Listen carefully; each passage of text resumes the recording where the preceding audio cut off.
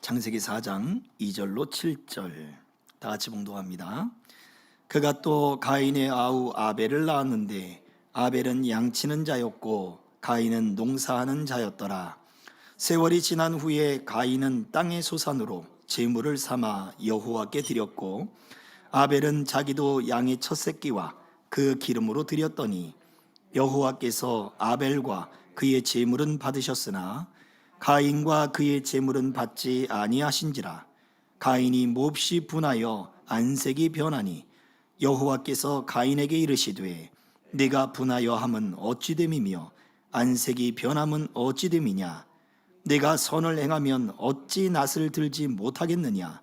선을 행하지 아니하면 죄가 문에 엎드려 있느니라. 죄가 너를 원하나 너는 죄를 다스릴지니라. 아멘. 오늘 성경의 인물들 세 번째 시간, 바로 이 가인에 대한 말씀입니다. 이 가인을 특징 짓다면 가인은 바로 분노의 사람이다 라고 볼 수가 있어요. 이 가인이라고 하는 이름의 뜻은 쇠를 벼리다 라는 뜻이거든요. 아주 쇠를 벼려서, 쇠를 만들어서 날카롭게 해서 무엇을 만들다 라고 하는 뜻을 가졌어요. 그래서 우리 흔히 대장쟁이 이렇게 표현할 수 있을 것입니다. 그만큼 무언가 뛰어난 소질과 재능을 가지고 있는 사람이에요. 그런데 이 가인은 우리가 참 천하의 가장 못된 사람, 가장 그 부모의 마음을 아프게 한 사람, 최초의 살인자, 그렇게 기억하지만 또 한 가지 기억해야 할 것은 가장 최초로 아담과 하와를 통해 하나님이 생육하고 번성하라 하는 그 약속의 말씀에 가장 첫 번째로 태어난 사람이다 라는 거예요. 그러니 하나님이 만드셔서 흙으로 만드신 존재가 아니라 바로 아담과 하와를 통하여 생육하는 번성의 첫 번째 아들이었다라는 것입니다. 그러므로 인류 최초의 자녀, 하나님이 보실 때 얼마나 기쁘고 얼마나 아름답겠냐 이거예요. 부모의 마음에도 그에게 기쁨이 있겠지만 하나님이 약속한, 하나님이 복 주시고 생육하고 번성하라라고 하는 그 첫 열매로 태어난 사람이니까 얼마나 하나님이 특별한 마음과 각별한 마음을 주셨겠느냐라는 거예요. 성경에는 최초의 살인만 기억하다 보니 우리가 그것을 잊어버릴 수 있는 것입니다. 하나님 앞에 특별한 존재가 되는 것, 하나님이 그를 끝까지 보살피는 존재가 되는 것. 나중에 또 우리가 살펴보겠습니다만 이 가인이 범죄하고 난 이후에도 하나님은 그의 기도를 들어주셨습니다. 그만큼 하나님이 그를 끝까지 버리지 않는 모습을 보여주더라는 거예요. 오늘날 저와 여러분들도 마찬가지다 이거죠. 우리가 불렀던 그 참혹한 십자가의 찬송가 269장의 그 2절의 말씀처럼 흉악한 한 강도는 제 죄를 깨달아 그 십자가에 못 박혀 있으면서도 자기의 죄를 고백하며 자기의 구원을 이야기했습니다. 그때 어떤 일이 벌어졌습니까? 십자가의 고통을 당하시는 그 주님께서 그를 위로하고 계시는 거예요. 그 죽음의 순간까지 끝까지 그를 보살피는 각별함과 특별함이 성경에 기록되어 있더라 이것이죠. 참으로 이렇게 각별하고 특별했던 바로 이 가인이 오늘 본문의 말씀에서 보면 3절에 자기의 소산을 가지고 제물을 삼아 하나님께 제사를 드리기 시작합니다. 같이 읽어볼까요? 시작. 세월이 지난 후에 가인은 땅의 소산으로 제물을 삼아 여호와께 드렸고. 왜 그렇습니까? 가인은 땅에서 농사하는 사람이었거든요. 그러니 그 농사하는 것, 자기의 소산물을 가지고 하나님께 제사할 수밖에 없는 거예요. 세월이 지난 후에 동생이 태어났습니다. 아벨이라고 하는 동생이 태어났어요. 이 동생은 자라서 양을 키우는 사람이 됐어요. 목축을 하는 사람이 됐어요. 이 목축을 하는 이 아벨은 자기도 자기가 키우던 양과 그 새끼를 가지고 하나님께 제물로 드렸습니다. 자, 그런데 어느 날 두 사람이 동시에 예배를 드리는데 하나님은 가인의 제물은 받지 않으시고 우리가 잘 알듯 아벨의 제사는 받으셨어요. 그때 나타난 이 가인의 마음의 변화가 뭐냐 이거예요. 특별한 사랑을 받고 아주 각별한 존재가 되어 있었던 그 사람에게 하나님이 그의 제사를 딱 받지 않으시니까 나타난 마음의 변화가 있었어요. 그것이 무엇일까요? 같이 읽어볼게요. 분노였습니다. 그 분노가 바로 가인의 마음에서 일어나는 그 마음의 동요예요. 그 전까지는 아주 그냥 찬란하고 각별하고 뛰어나고 그런 인정만 받고 있다가 하나님이 딱 예배를 받아 주시지 않는 것을 보고 그의 마음에 동요가 일어났는데 그게 분노였다는 거죠. 5절입니다. 같이 있습니다. 시작. 가인과 그의 제물은 받지 아니하신지라 가인이 몹시 분하여 안색이 변하니. 가인의 제물을 받으실 뿐만 아니라 받지 않으실 뿐만 아니라 무엇도요? 나도 받지 않는구나 라는 것을 깨달았어요. 분명히 하나님께 모든 사랑과 하나님께 모든 초점을 받고 있었던 자랑이 되었고 기쁨이 되었던 그가 어느 날 하나님이 자기를 받지 않는다는 사실을 딱 깨닫고 마음 안에 움직임이 일어나는데 분노가 일어났다는 거죠. 자, 그래서 하나님은 그의 분노에 대해 무엇을 하셨습니까? 하나님은 그의 분노에 대해 경고하십니다. 7절 하반절의 말씀입니다. 같이 읽어볼게요. 시작. 죄가 너를 원하나 너는 죄를 다스릴지니라. 이것이 하나님이 그에게 내리는 경고였습니다. 죄가 너를 원할 것이다. 옛날 성경에는요, 죄의 소원은 네게 있으나 라고 말을 하고 있어요. 죄의 소원은 네게 있으나. 그게 무슨 뜻이냐? 소원이라고 하는 그 말은 다스리고자 하는 욕망이라는 거예요. 얻고자 하는 욕망이 아니라 다스리고자 하는 욕망이라는 거예요. 누가? 죄가 너를 원한다. 이 이야기는 죄가 지금 너를 다스리려고 한다. 하나님이 그에게 경고하는 메시지는 바로 그거였어요. 죄가 너를 다스리려고 한다. 하나님이 왜 그의 제사와 그의 제물과 그를 받지 않았는가라고 할 때 하나님이 그에게 지금 경고하는 거예요. 죄가 너를 다스리려고 하는 거야. 단순히 그가 잘못을 했기 때문에 하나님이 받지 않으셨다라고 하는 단편적인 이야기가 아니라 우리는 성경에서 하나님이 그 사랑하는 자를 뭐 한다고요? 징계한다고 그랬어요. 왜요? 그 아버지가 자녀를 징계함 같이, 사랑하는 자녀를 징계함 같이. 왜? 잘 되라고 징계하는 것 아니겠습니까? 잘 되라고 매를 들고 잘 되라고 경고하잖아요. 옳은 길을 가라고 경고하잖아요. 그것처럼 하나님은 그 가인이 깨닫기를 원했던 거예요. 무엇을요? 죄가 지금 너를 다스리려고 하고 있어. 그걸 깨닫게 하는 거예요. 그래서 그를 받지 않으시고 그의 제사를 받지 않으셨던 것입니다. 바울 사도는 우리에게 이렇게 말씀을 하고 있어요. 에베소서 4장 26절 27절 같이 읽어봅니다. 시작. 분을 내어도 죄를 짓지 말며 해가 지도록 분을 품지 말고 마귀에게 틈을 주지 말라. 그 틈이라고 하는 것은 무엇이냐면 죄가 지금 우리를 다스릴 그 거점, 죄가 우리 안에 들어와서 거할 교두보, 죄가 지금 우리 안에 틈을 보고 있다가 딱 거점을 잡아서 집을 짓고 그 안에 살고자 하는 그 교두보가 뭐냐, 거점이 뭐냐 할 때 그것이 바로 분노였더라 라는 거지요. 그래서 하나님은 가인의 제사를 받지 않으셨어요. 보다 구체적으로 4장 7절 그 상반절에는 왜 가인의 제사를 받지 않았는가에 대한 말씀을 하고 있습니다. 같이 다시 한번 읽어봅니다. 시작.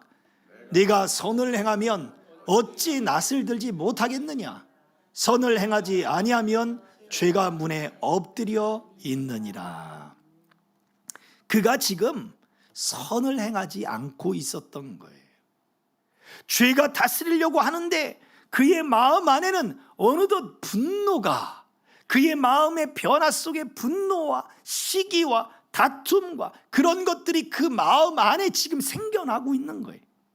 문 앞에 지금 죄가 엎드려 있는 거예요. 우는 사자가 문 앞에 엎드려 있다는 이야기는 문을 열고 나가자마자 바로 잡아먹으려고 그렇게 준비하고 있다는 거지요.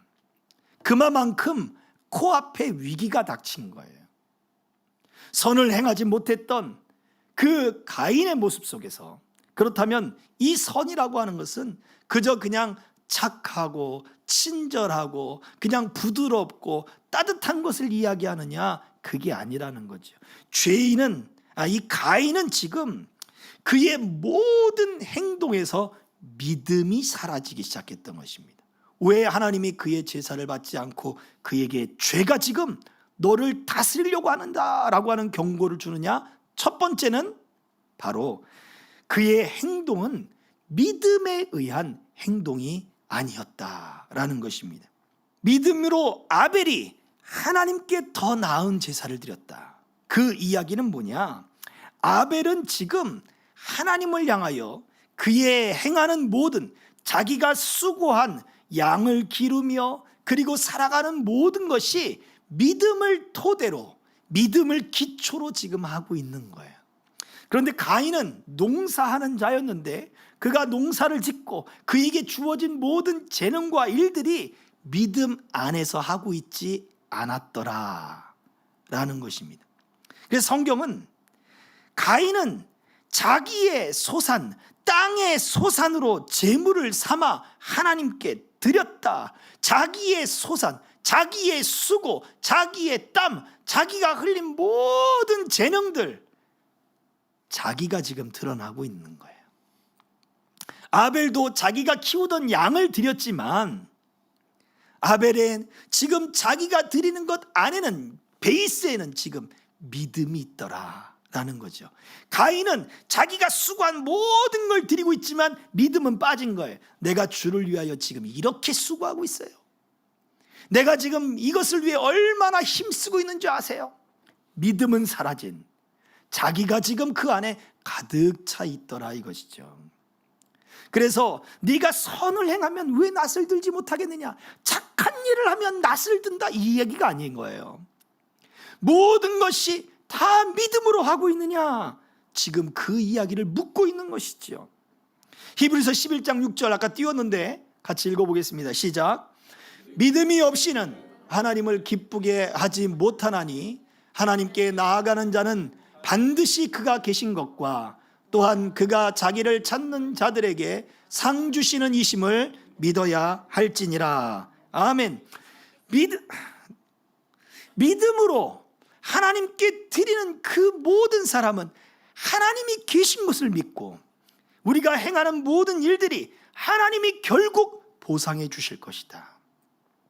하나님을 찾는 자들에게 하나님이 갚아주실 것이다 라고 하는 믿음이 있어야 하나님이 기쁘시게 여긴다 라고 말씀을 하잖아요. 기독론적으로 보면은요, 이 아벨이 드린 그 제물 안에는 희생의 피가 있어요. 양과 그 양의 기름으로 드렸다 그랬죠. 양의 죽음, 양의 희생, 양의 피가 그의 제물 안엔 들어 있습니다. 그래서 무엇을 얘기합니까? 양의 첫 새끼, 그의 희생의 피는 우리 십자가에서 하나님의 어린 양 되신 예수 그리스도의 희생과 그 피를 이야기하고 있는 거거든요. 성경을 기독론적으로 바라볼 때 바로 아벨이 드린 제사는 예수 그리스도를 예표한 제사였다, 그렇게 믿고 있습니다. 그러므로 가인도 억울할 수 있죠. 하나님, 내가 양을 쳤다면 내가 양의 희생으로 예물을 드렸을 것 아닙니까? 가인이 그렇게 말을 할 수 있겠죠. 그러나 하나님은 아무리 무수한 동물의 피를 흘려서 하나님께 제사한들 그 피에 그 기름에 내가 배불렀다, 내가 그 제사를 받을 것 같으냐? 그 동물의 희생을 내가 기뻐할 것 같으냐? 이사야서에서는 그렇게 하나님은 그 믿음 없이 드리는 희생의 제물을 드리는 이스라엘 백성들에게 경고하시는 메시지가 수도 없이 나오는 거예요. 결국 아벨이 드린 그 희생의 피는 하나님을 향하여 주님, 이 모든 것은 하나님이 우리에게 베푸신 은혜입니다. 오늘날 저와 여러분들에게 생각해 보면 우리가 살아가는 모든 것은 예수님의 은혜 때문입니다. 내가 이 예물을 드리고 내가 이 예배를 드리고 내가 하나님 앞에 나올 수 있는 모든 것은 예수님의 은혜입니다. 내가 지금 이 수고하고 땀 흘려 먹고 하나님 앞에 드릴 수 있는 모든 것도 다 예수님의 은혜입니다 라고 하는 그 희생을 기억하는 믿음에서 나왔다 이것이죠. 그러므로 하나님이 왜 가인의 제사를 받지 않았습니까? 못돼서, 성질이 나빠서, 그것이 아니라 그가 믿음이 없어서예요. 그의 분노는 그러면 어디에서 시작된 것입니까? 바로 그의 믿음이 흔들린 데서 시작된 거예요. 그래서 우리는 생각을 해봐야 돼요. 우리의 감정과 우리의 분노, 우리의 뒤흔드는 이 마음의 요동이 믿음이 없어서 흔들린 것 아닌가? 우리는 깊이 생각해 봐야 할 문제라고 하는 거예요. 요한복음 6장 29절에 하나님의 일에 대한 이야기를 하고 있습니다. 요한복음 6장 29절 시작. 예수께서 대답하여 이르시되 하나님께서 보내신 이를 믿는 것이 하나님의 일이니라 하시니. 아멘. 하나님의 일은 바로 믿음의 일이기 때문에 그래요. 그래서 예수님을 보내신 그 하나님을 믿는 것, 또 하나님이 보내신 예수 그리스도를 믿는 것, 그분이 우리를 위해 십자가에 못 박혀 죽으시고 부활하셨다는 사실을 믿음으로 받아들이는 것. 오늘 내가 그 예수님의 희생 때문에 그 2000년 전에 그 유대인들 때문에 죽은 게 아니라 바로 오늘 나 때문에 예수님이 죽으셨다라고 우리가 고백하고 믿는 것, 이게 믿음의 일이라는 거죠. 우리가 주님의 그 희생을 받았는데 우리가 예수님이 아무런 대가 없이 그렇게 우리를 위해서 자기의 목숨을 내어주셨는데 우리가 하나님의 형상을 만든, 하나님의 형상으로 지음받은 사람을 위하여 왜 우리는 그 예수님의 모습을 따라하지 못하느냐 이거예요. 그래서 예수님은 만일 형제와 다툰 일이 있거든 어떻게 하래요? 재물을 내려놓고 먼저 가서 화해하고 와서 예배를 드려라. 그 이야기가 무엇입니까? 하나님이 어떻게 희생을 했는데 하나님 앞에 예배하는 자의 자세가 무엇이냐? 라고 묻고 있는 것이지요. 단순히 착해라, 화해해라, 용서해라 라고 하는 윤리적, 도덕적인 기준을 이야기하는 게 아니란 말이지요. 우리가 화해하지 못하는 것, 용서하지 못하는 것, 포용하지 못하는 것, 우리가 분노하는 것은 결국 예수님의 그 사랑을 부정하는 것 아니냐 이거예요. 그래서 우리가 읽었던 히브리서 11장 6절의 말씀처럼 믿음이 없이는 하나님을 기쁘게 할 수 없는 것입니다. 우리의 감정도 바로 하나님을 향한 그 믿음이 올바로 일어났지 않기 때문에 그 감정의 분노가 일어났더라라는 것이죠. 자, 그럼에도 불구하고 가인이 만난 하나님은 어떤 분이셨느냐? 가인이 만난 하나님은 그럼에도 불구하고 라고 표현을 할 수 있을 거예요. 창세기 4장 9절의 말씀을 읽어봅니다. 시작. 여호와께서 가인에게 이르시되 네 아우 아벨이 어디 있느냐? 그가 이르되 내가 알지 못하나이다. 내가 내 아우를 지키는 자니까. 하나님이 뭐라 그랬어요? 네 아우 아벨이 어디 있느냐? 그 이야기는 하나님이 몰라서 물으십니까? 아니지요. 무엇을 지금 찾고 있는 거예요? 가인에게 회개할 기회를 주시는 거예요. 하나님, 내가 그 분노에 휩싸여서 그만 내 동생을 쳤는데 그가 그만 죽어버렸습니다. 하나님 어떻게 하면 좋겠습니까? 회개할 기회를 지금 그에게 묻고 있는 거예요. 아담아 어디 있느냐? 이 질문을 통해 아담을 향한 그 질문이 생각이 나요. 언제 그랬습니까? 하나님이 따먹지 말란 선악과를 따먹고 난 다음에 하나님이 나타나셔서 물으시는 거잖아요. 나무 동산 그 그늘에 숨어 있는 걸 하나님이 모르시겠냐고요. 그런데 부르시는 거잖아요. 아담아 어디 있느냐? 왜 부르십니까? 회개할 기회를 주기 위하신 거예요. 그런데도 가인은 스스로 자기의 죄를 은폐하고자 했습니다. 이게 죄의 특성이죠. 아담도 그랬고 하와도 그랬어요. 아담은 하나님이 짝 지어준 저 여자가 그랬죠. 하와는 하나님이 창조한 저 뱀이 그랬단 말이에요.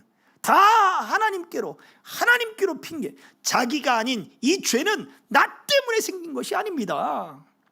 이렇게 다른 사람을 향하여, 하나님을 향하여 그 죄에 대해서 원인을 찾고 있었단 말이에요. 가인은 나는 몰라요. 나는 아무런 상관이 없어요. 이 일과는 나는 상관이 없어요. 내가 내 동생을 지키는 자입니까? 그렇게 오히려 하나님께 대항하고 반박하더라 이거예요. 이게 가인을 지금 생각과 그의 행동과 그의 모든 감정을 지금 통제하고 있는 죄의 모습이었던 거예요. 하나님은 이미 그에게 말씀을 하고 경고를 하셨었죠. 죄가 너를 지금 통제하려고 한다. 그러나 너 죄를 오히려 네가 다스려라. 아이고 하나님, 무엇 때문에 내가 그러는지 모르겠습니다. 주님, 내가 믿음이 없었습니다. 주님, 내 마음이 요즘 요동칩니다. 나를 주님 붙잡아 주옵소서 하고 기도했어야 되는데, 그때부터 에이 아니에요 하나님, 걱정 마세요. 오히려 하나님이 내 기도를 받지 않으셨잖아요. 하나님이 요즘 저에게 대한 낯빛이 틀려진 것 같아요.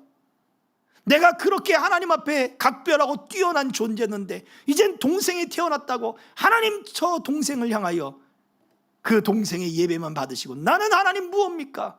내 사랑을 이제 다 빼앗겼습니다.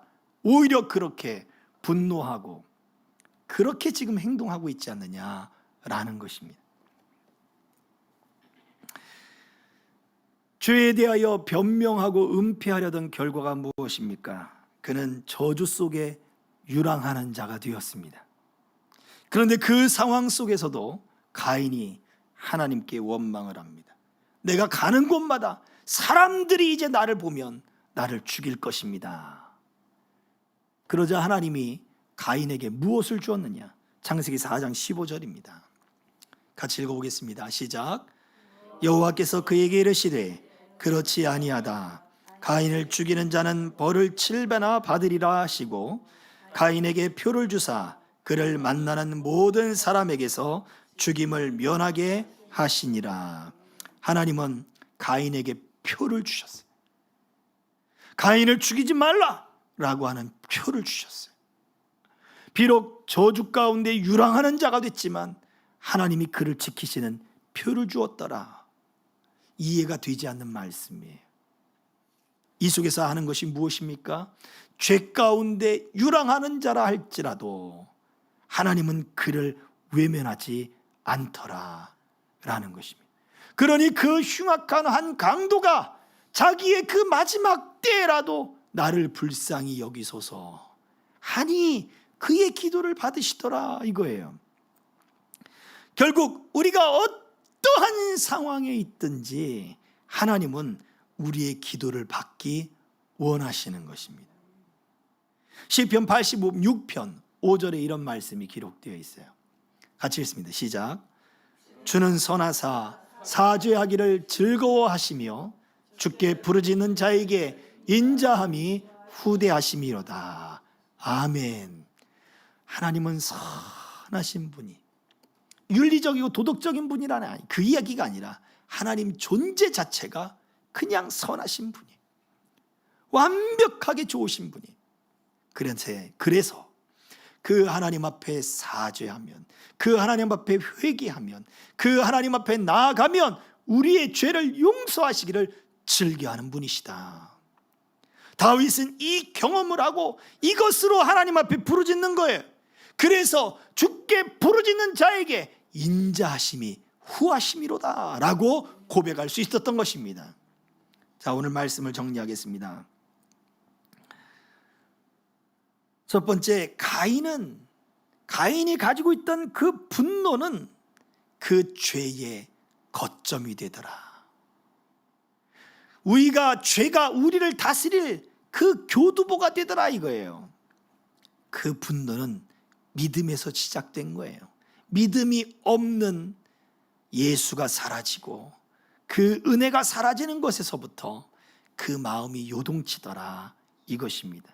그러므로 저와 여러분들이 죄가 우리 마음의 교두보를 삼지 못하도록, 죄가 우리 마음에 들어와 거점을 삼지 못하도록, 집을 짓지 못하도록, 터를 잡지 못하도록 죄가 우리를 다스리려고 하지만 오히려 하나님 앞에 우리는 낮아져서 하나님 내 마음을 지켜주십시오, 하나님 내 마음을 붙잡아 주시옵소서, 내가 은혜의 사람이 되기 원하며 하나님의 은혜 가운데 붙들림 받기를 원합니다. 이번 주일 말씀처럼 우리 주님이 내 삶의 모퉁이 돌이 되고 내 기초석이 되고 나를 완성시켜 주셔서 내 마음이 흔들리는 이 마음이 흔들리지 않게 하시고 공허한 내 마음에 오직 주님의 은혜가 가득 차게 하옵소서. 우리는 그렇게 기도해야 될 것입니다.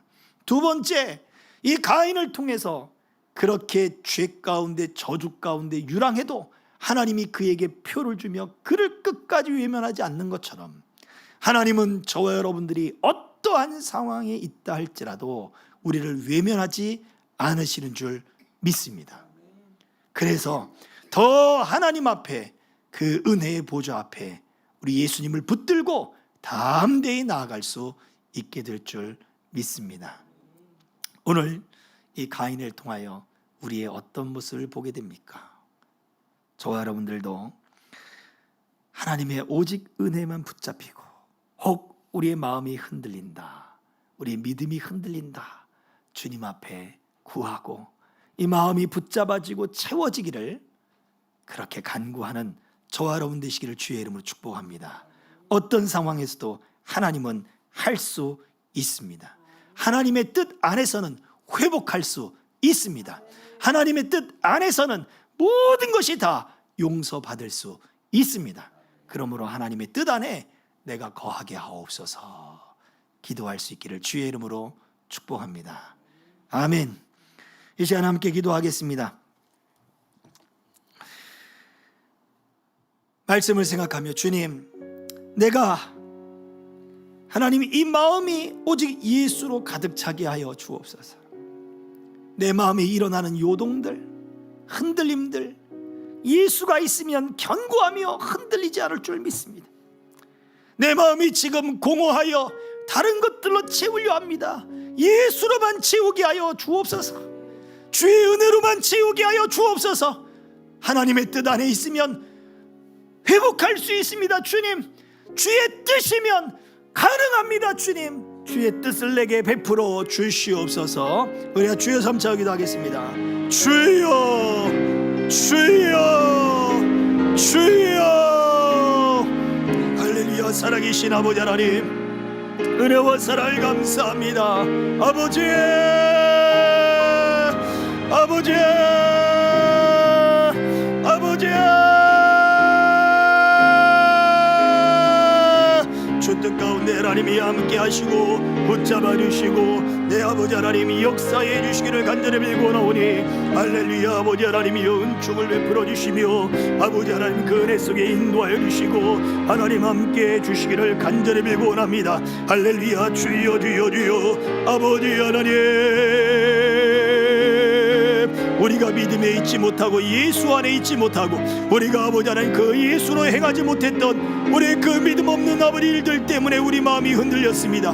아버지 하나님, 믿음 없는 그 죄의 다스림 때문에 아버지 하나님, 우리가 주여 변명하며 회개할 기회를 놓쳐버렸습니다. 아버지 하나님, 주여 우리 마음에 분노가 가득 찼고 우리 마음이 아버지 하나님 죄악에 아버지 흔들려 버렸습니다. 주여 나를 붙잡아 주시고 은혜 가운데 함께 해주셔서 이제 믿음의 일들이 일어나게 하시며 은혜로 채워지게 하시며 아버지 주의 뜻 안에 있으면 언제나 아버지 회복할 수 있으며 아버지 주의 뜻이면 다 이루어질 줄 믿사오니 주여 믿음의 사람이여 은혜의 사람이 되도록 역사해 주시옵소서. 허울뿐인 육신 속에 참빛을 심게 하시고 가식번인 세상 속에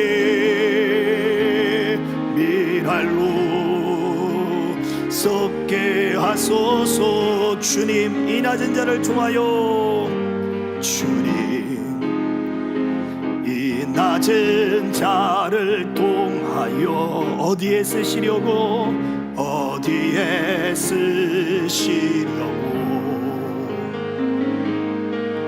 이렇게 초라한 모습으로 만들어 놓으셨나요? 주님께 드릴 것은 주님께 드릴 것은 사모하는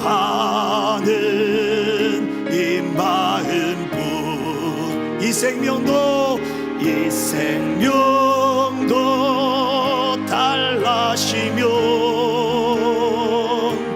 십자가에 놓겠으니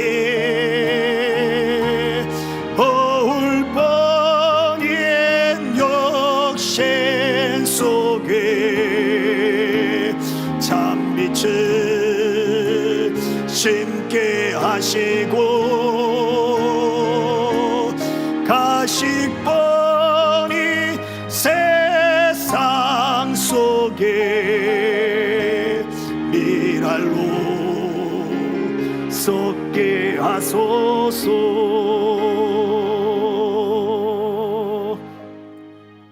우리 오른손 가슴에 얹고 기도합시다.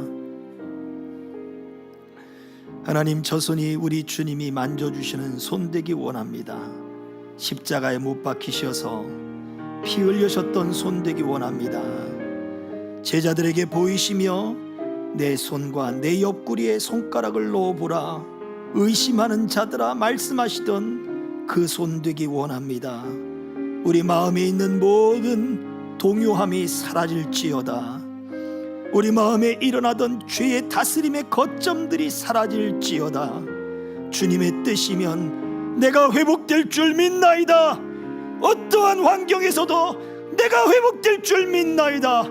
우리 마음을 격동시키는 모든 죄악은 예수의 이름으로 사라질지어다.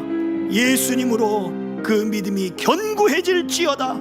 예수님으로 충만해질지어다.